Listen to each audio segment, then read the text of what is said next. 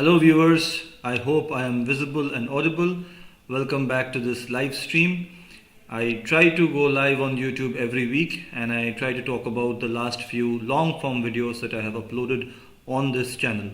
In today's video I will be talking about videos 317 to video number 333. So without further ado, let's go to video number 317's thumbnail. Let's bring that on the screen. And you can see here that this is the video number 317. In video number 317 I talked about a movie directed by Vidhu Vinod Chopra and it released in 1989, but I watched it in 2024. This is a movie which has been described as the most powerful film ever made in India, certainly in the Hindi film industry. It was titled Parinda. Now, why was it called Parinda? Parinda is largely used as a metaphor here. Parinda, of course, is the Hindi word for a bird, and birds generally are believed to be free because they can fly away. And in this movie, they are trying to say that these are people who were free, but they are trapped because of their own actions. It's kind of a Shakespearean tragedy or a film noir of sorts, which is beautifully made, and it has many flaws which I have highlighted, but one of the greatest things about it is that the movie has a 95% logical progression of events. The things you expect to the things that you expect to happen are the things that happen in the movie. You don't have any unexpected twists. Not saying that it is a boring movie. It is phenomenally edited and it is fast paced, but apart from a few songs here and there which I definitely wished were not there, apart from those song and dance sequences, this is a phenomenal movie, absolutely magical to watch, with power-packed acting performances, especially by Nana Patekar and also by Jackie Shroff. The next video that I made talked about a legendary tennis player by the name of Fred Perry. Now, Fred Perry is somebody who I believe is as good as it gets when it comes to British tennis players, because not only did he win majors in lawn tennis, he also won the World Table Tennis Championship, which is a remarkable achievement. I don't think that has been matched by any other sportsman ever since. He won Wimbledon 3 consecutive times in the singles category, in the gentlemen's singles category, from 1934 to 1936, and it's an interesting thing that I found out while researching Fred Perry's life and career, is that Fred Perry had origins in the working class roots in British society, and at that time tennis was largely associated with the upper echelons of British society, and it was said that Fred Perry was not welcomed with open arms by many parts of the tennis establishment in the United Kingdom. However, 50 years after his first victory in Wimbledon in 1984, a bronze statue of Fred Perry was unveiled at the All England Lawn Tennis and Croquet Club in southwest of England, a place that I've had the honor of visiting myself. I've been to the All England Club and it's a magnificent place to visit. After Fred Perry, I talked about a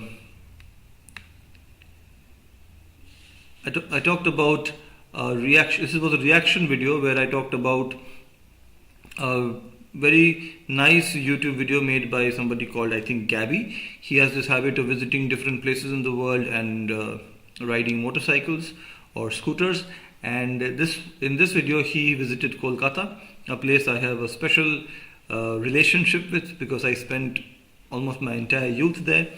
11 years I spent in Kolkata, and I wanted to see how Kolkata is perceived from the perspective of somebody from outside India, and I reacted to that video in this video, in video number 319. In video number 320 I talked about, if I am not wrong, in video number 320 I reviewed a movie made by Satyajit Ray. This movie is called Teen Konna, and as the Bengali name suggests, it talks about 3 daughters. This is an anthology film with 3 separate stories, each of them written by Rabindranath Tagore. This marked the 100-year anniversary of the birth of Rabindranath Tagore. He was born in 1861. This movie was released in 1961. These three stories are each of these three stories have prominent female protagonists. The first story is The Postmaster, which is a story of loneliness and how difficult it is to build a bond, and then the abrupt end of a relationship which was in a budding stage. Then the second story is Monihara, which translates into Lost Jewels, which ironically this was the story that got lost in transit. Monihara is a fantastic story, which is a play on the name of the female protagonist as well as on her fascination with jewels and the sad end that it leads to. It's slightly spooky also. In the last story in the three-story series, it is fittingly called Samapti, which translates into the conclusion, and this is more of a romantic tale which talks about the contemporary Indian society where there was the pressure from the parents and there was rebellion from the male counterpart of the married duo. So it was pressure at different levels. You had the pressure from the parents, which itself was something quite difficult to deal with for a male human being. For a female human being, that was just intolerable. They didn't even have a say. If you were asked to get married, you were supposed to say yes. You as a female in the then Indian society had practically no say. So it talks about that. It's a commentary on society as much as it is on the role of marriage and feminism. If ever there was a Satyajit Ray movie which depicts feminism in the perfect manner, I believe it is Samapti. I think it's only second to Mahanagar. Next up, in video number 321, I talked about the year 2024. So this was perhaps one of the first videos I made in 2025, and I looked back at the year that was 2024, the best aspects of it, the worst aspects of it, and I'd asked many people to share their opinion about what their best news and worst news was in 2024, and I made a compilation of that in this particular video. In the next video I talked about, this was video number 322, where I talked about Jack Kramer. Now, if you're not familiar with the name Jack Kramer, he is one of the biggest legends in the history of tennis, and tennis as we know it today probably would not have been possible without the contribution of Jack Kramer. Jack Kramer was instrumental in advocating the rights of tennis players, in organizing the Association of Tennis Professionals, in largely ushering in the Open era in 1968. He was a tennis player himself, and quite a successful one at that, but mostly his greatness is not limited to his performance on court, but also his role as a promoter of tennis and as an administrator of tennis. He's chiefly a person who advocated the rights of tennis players, and he also shared his valuable insight regarding who the greatest tennis player of all time was. He himself is one of the greatest tennis players that the sport has ever seen. After Jack Kramer, the next thing I talked about was a debate that has been raging in America of late related to H-1B visas. Now, the vast majority, almost 73% of the H-1B visas are availed by Indian nationals such as yours truly. I, of course, don't have an H-1B visa, but I know people who do. And there is tension in America regarding H-1B visa. There are legitimate arguments made that people with H-1B visas are exploited by the companies, which is not completely false. There is also argument that people who have studied really hard, got into a college in America, got into student debt to get a good high-paying engineering job are not getting the job. The jobs are instead going to overseas people with equivalent degrees, and some people have also shared their experience of being laid off and then having to train their replacement from a place like India, which can build resentment. I can understand it. from the two parts of the political divide, the right is the conservative argument is that American workers' rights should be protected, and there are some people who are saying that H-1B visa is exploiting the workers also. But the conservative argument is not protect workers' rights, from what I can understand. Maybe the argument is that the business owners have the right to hire whoever they want to, as long as it is legal. Business owners have the right to hire whoever they want to as long as it is legal. And also, if you start instituting regulations regarding who a business owner can hire, that can lead to appreciation of prices. Such as, if you want, a very nice example was that some American tech companies develop their programs or apps in development centers which are based out of other parts of the world, not in the United States. If they were to be based out of the United States, then those apps would become more expensive. So labor cost is a concern for American corporations. So American corporations would find it difficult to not avail of H-1B visa. Although H-1B visa, from the research that I did, H-1B visa holders should not be paid less than what the prevailing wages for those jobs are in America. So it's a complicated debate. One side is about the counter narrative against the conservative side is that the conservatives are supporting H-1B visa for two reasons. Reason number one, cheap labor, and reason number two is corporations should get a free rein.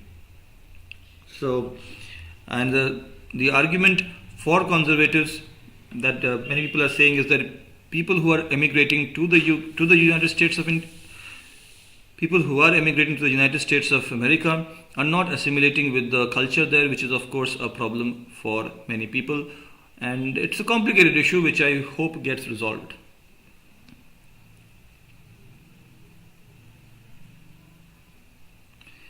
Next up, I talked about, or at least I did not, I let artificial intelligence talk about the comparison between NHS and the American healthcare system. The advantage of the NHS is that nobody goes bankrupt while seeking healthcare, whereas the advantage of the American healthcare system is that it has the best, latest, state-of-the-art therapeutic equipment. If cutting-edge research is being done and a new means of treatment is introduced that is approved globally, chances are it will be approved or introduced first in the United States of America. The next video I talked about the different requirements that people need to fulfill in order to be eligible for the exit exam in post-graduation. So across all specialties, there are some common requirements that everyone needs to fulfill. This of course includes thesis and logbook. All of that was there even when I was a postgraduate trainee, but there are newer requirements such as basic course in biomedical research, which is basically an online course in research methodology. There are ethical courses that one needs to participate in, like good laboratory practices, good clinical practices.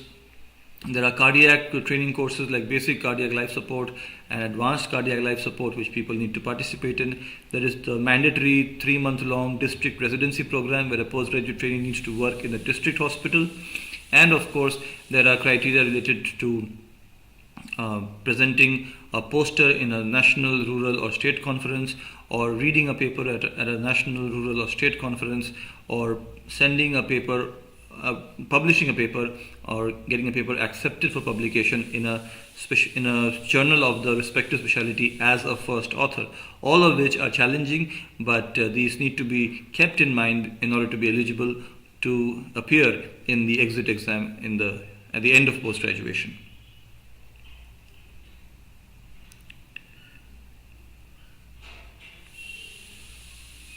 Next up, I made a video which nobody really watched. This was a video in Hindi, and this, if you see the thumbnail, this is Chhattis in Hindi, and Chhattis in Hindi is a phrase, Chhattis ka ankra, which refers to enmity or hatred for each other. And if you can see this, the 3 is standing with the back towards 6, almost like they're not willing to see each other's face. and they are at odds with each other. So 36 ka ankra refers to somebody not liking another person or having deep hatred for them.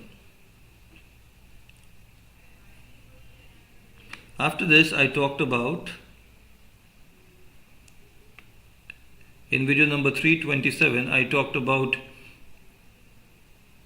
the Ivy League colleges or the Ivy League schools in the United States of America. Now, if you see the map here, the part in green consists of all the 8 Ivy League colleges. Now, Ivy League, as the name suggests, comes from a league which was, I think, American football, which comprised of 8 colleges, and I don't know why the term Ivy is used. Maybe Ivy plant was present on the campuses of all these colleges, or there were formal ceremonies to plant ivy, or ivy as a creeper would grow up on the old buildings. I really don't know how the term ivy comes into play, but Ivy League is the term used by a sports journalist to refer to a football league where these colleges competed, and the competition level was extremely high in this football league, and the schools that are collectively called Ivy League schools or Ivy League colleges include 8 colleges in the northeast of the United States of America, and they include Brown University, Dartmouth University, University of Pennsylvania, Cornell University, Columbia University, Princeton University, Harvard University, and Yale University. In video number 328, I talked about branchial cleft anomalies. Now, this is a topic which has often confused people. It's because once you start reading branchial cleft anomalies, you forget what is a cleft, what is an arch, what is a pouch. All of those are important. But the questions that mostly are asked, or the patients that you mostly encounter, are branchial cleft anomaly patients, and I described them in detail in this video. What you need to remember is branchial cleft talks about ectodermal defects, branchial arch or pharyngeal arch talks about mesoderm, and branchial pouch talks about endoderm. So if you see a defect on the skin, it is always going to be a branchial cleft anomaly. It cannot be arch or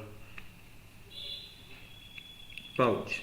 Of course, preauricular sinus is a problem in the merging of the first and second branchial arch, but that's probably the only exception here. Now we go to video number 329, where again I used artificial intelligence.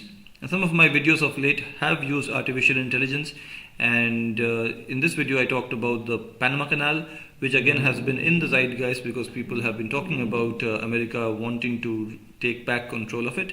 And I don't think it's going to happen, but I felt it was relevant, it was in the news, so I wanted to talk about the history of the Panama Canal, how people who were successful in constructing the Suez Canal failed to construct the Panama Canal because of the dense vegetation, the prevalence of yellow fever and malaria, and I found that video quite interesting.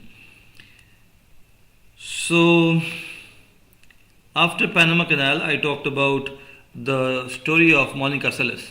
Now, the parallel for Monica Seles in the male circuit would be, there may be too many of them, but the interesting thing about Monica Seles is not the number of titles she won or the period of her dominance. It's how her period of dominance was cruelly cut short, and I talk about that in this video.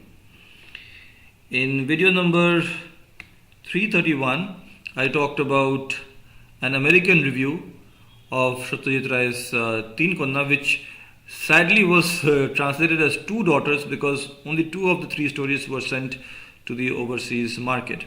Now, Satyajit Ray movies collectively have talked about almost every strata of society, from the royalty as shown, royalty and nobility shown in Shatranj Ke Khiladi, to the rich villager, rich zamindar shown in Jalsa, to the poor villager shown in so many Satyajit Ray movies like Pather Panchali and so many other movies where the poor villagers are shown, like the Postmaster also. And he has also talked about the rich industrialist in Kanchenjunga, the rich executive in Shimabadho, the person struggling to get a job in the formal employment sector in Pratidwandi, the person who gives up looking for a job, starts his own business, and showcases his own struggle as an entrepreneur in Jana, and even the caste-based discrimination that is so prevalent in India, which was shown in Sadgati. Every aspect of Indian society has found a voice in Satyajit Ray's movies. He has made intensely political movies like Hirok Raja Deshe, Ganashotru, and I would argue even Aguntuk, which I believe is his most political movie, because it not only talks about politics in India but civilization on a global scale. And he also had the ability or the gravitas or the humility to talk about movies. He made a movie about movies which I believe is one of the best movies ever made, and certainly my favorite Satyajit Ray movie, which is Nayok.